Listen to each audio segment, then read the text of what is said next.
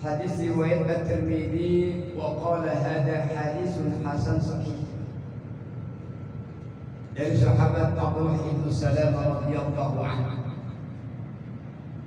Anna Nabi sallallahu alaihi wasallam qala ayyuhan nas wahai manusia. Afsus salama, tebarkanlah salam. Wa at'imut ta'am, dan berikanlah makan kepada orang-orang yang membutuhkan. Wa shallu bil laili wan nasu niyam, dan salatlah di waktu malam di saat manusia sedang tidur. Tadkhulul jannata bisalam, niscaya kamu masuk surga bisalam dengan selamat. Bapak Ibu hadirin yang dirahmati Allah, izinkan saya untuk mengkaji hadis ini dalam perspektif tinjauan bahasa. Yang pertama, Nabi katakan bahwasanya untuk masuk surga itu ada beberapa pintu. Yang pertama yaitu afsus salam, tebarkanlah waalaikumsalam. Salam itu Bapak Ibu sekalian dari kata salima yaslamu salaman, yang artinya selamat, damai, sejahtera. Besar. Kata salima kalau ditambahkan hamzah pada awalnya menjadi aslama yuslimu islam, yang artinya patuh, taat, dan penyerahan. Jadi kalau kita kembangkan kata salam ini dalam pengertian agama Islam, maka agama Islam itu Bapak Ibu sekalian adalah agama yang mencakup ajaran untuk menciptakan keselamatan, menciptakan kedamaian, dan menciptakan kesejahteraan untuk umat manusia khususnya dan makhluk lain pada umumnya. Ini agama Islam. Nah, agama Islam ini sedikit kita terangkan adalah agama yang Allah turunkan pertama kali kepada manusia pertama, yaitu Nabi Adam alaihissalam. Dalam proses penurunan agama Islam ini secara berkesinambungan kepada para nabi dan para rasul berikutnya, yaitu tadi dari Nabi Adam alaihissalam, kemudian Adam, Idris, Nuh, Saleh, kemudian Ibrahim, Ismail, kemudian sampai kepada Ishak, Yakub, Yusuf, Shu'aib, Ayub, Musa, Harun, Daud, Sulaiman, kemudian Ilyas, Zakaria, Yahya, Isa. Itu semuanya mempunyai satu misi. Allah turunkan ini agama Islam kepada para nabi.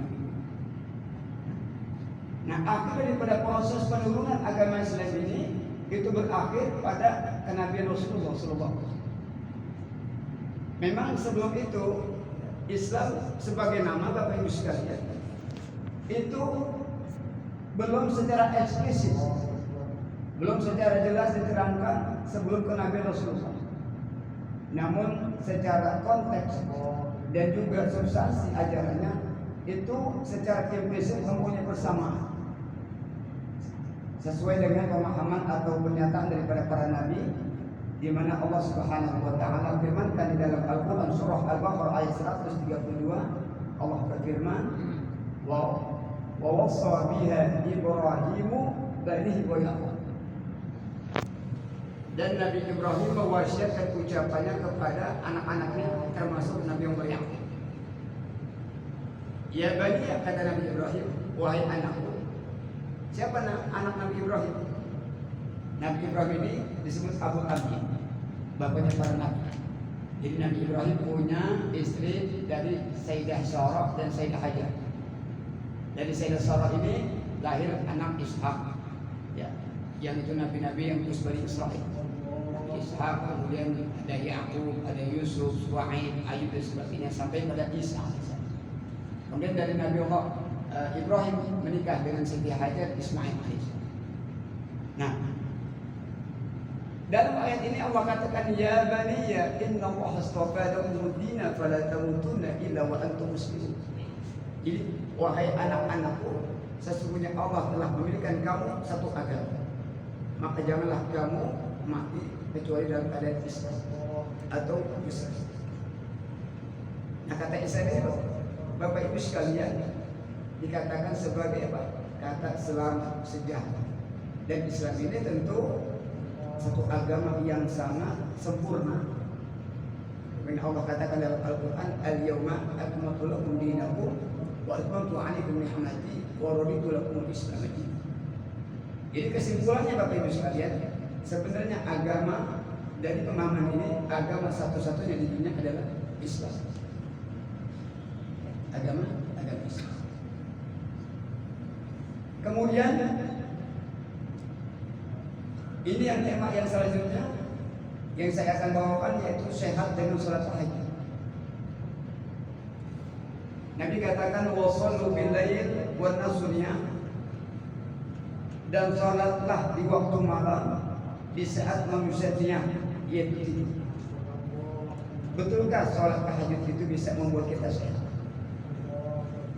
Betulkah sholat tahajud dapat menambah imunitas tubuh kita? Apalagi Bapak Ibu sekalian sekarang ini sedang masa pandemi. Masa pandemi walaupun alhamdulillah sudah masuk baik bersatu. Walaupun katanya nanti akan ada lagi dibertinya. Mudah-mudahan insya Allah sehat semuanya, amin. Ya Rabbal. Bapak Ibu sekalian, ada sebuah ungkapan bahasa Arab ini. As-sihhatu tajun ala ru'usi as-sihhat la yaraha illa al-maut. Jadi yang namanya sehat itu seperti mahkota. Mahkota yang ada di atas kepala orang-orang sehat.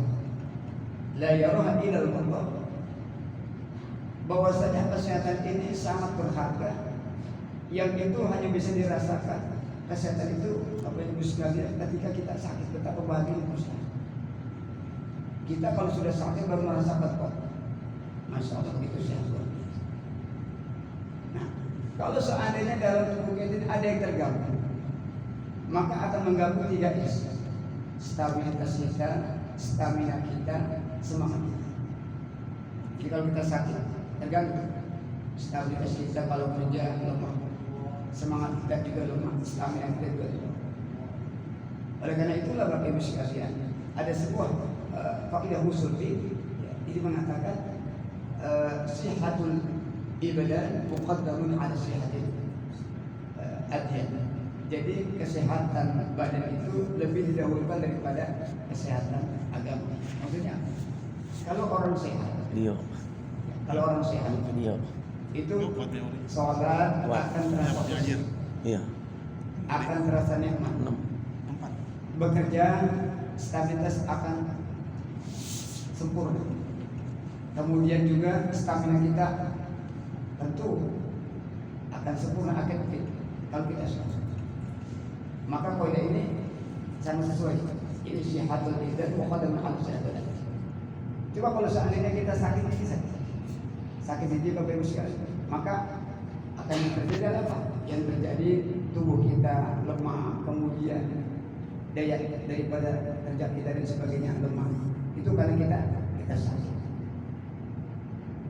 Nah, Rasulullah SAW adalah seorang nabi yang mempunyai satu kesehatan yang sangat prima.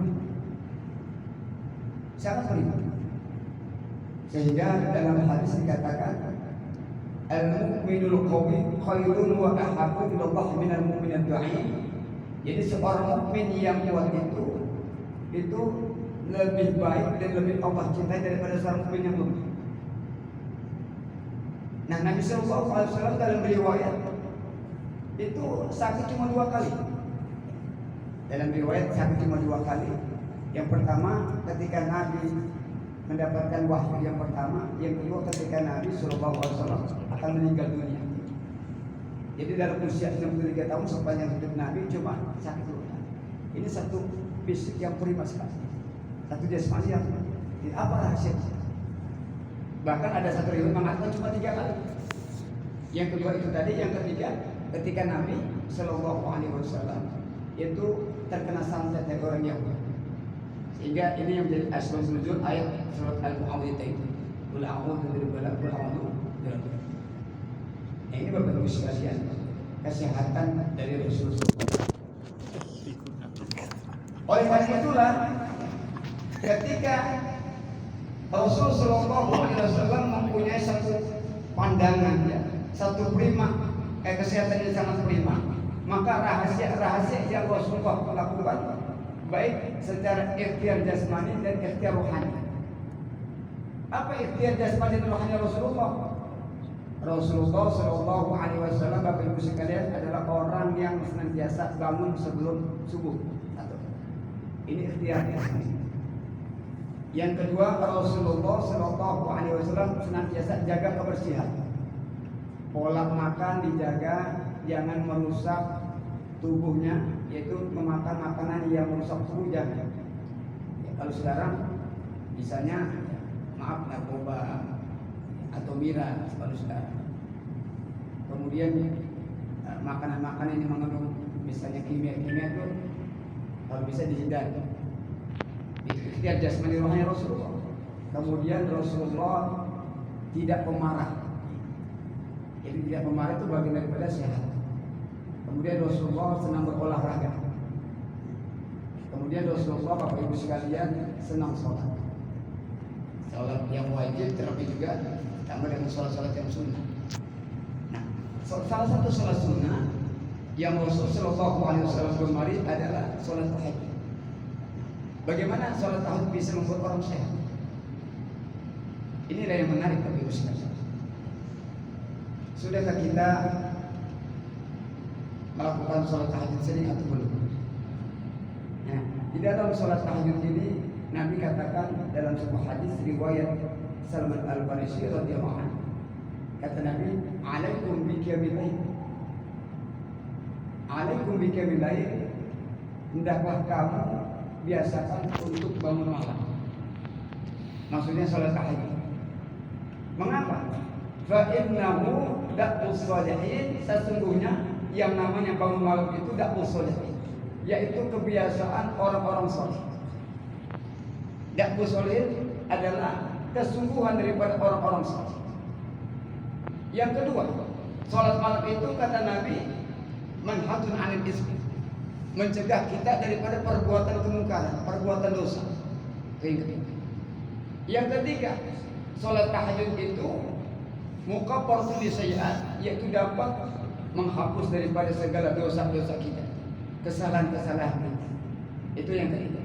Yang keempat, yang namanya sholat tahajud maka maghradatun lidai 'anil jasad, yaitu dapat menghindarkan dari kita, tubuh kita daripada segala macam penyakit. Ini rahasia daripada sholat tahajud. Maka orang yang senantiasa bangun sebelum subuh ini akan mempunyai keuntungan yang luar biasa. Pertama, di waktu subuh itu atau waktu sahur atau sepertiga malam itu, Bapak Ibu sekalian, waktu yang sangat jernih daripada kita punya udara.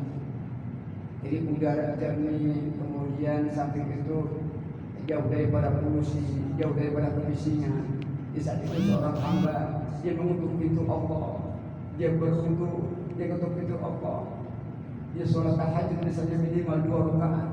Lalu setelah itu dia berzikir, dia beristighfar. Wabil asarikum dia istighfar, di waktu itu dia berbanyak istighfar kepada Allah. Maka akan timbul rasa ketenangan, akan timbul rasa nyaman, terhindar daripada rasa was-was dan takut yang berlebihan. Nah, kalau rasa takut hilang daripada tubuh kita, maka yang timbul adalah imunitas tubuh kita. Imunitas tubuh kita yang tinggi itu disebabkan apa? Rasa takut hilang. Nah, maka insya Allah di masa pandemi ini, Bapak Ibu sekalian, dengan kita perbanyak sholat tahajud qiyamul lail, maka insya Allah akan menambah imunitas tubuh kita ya.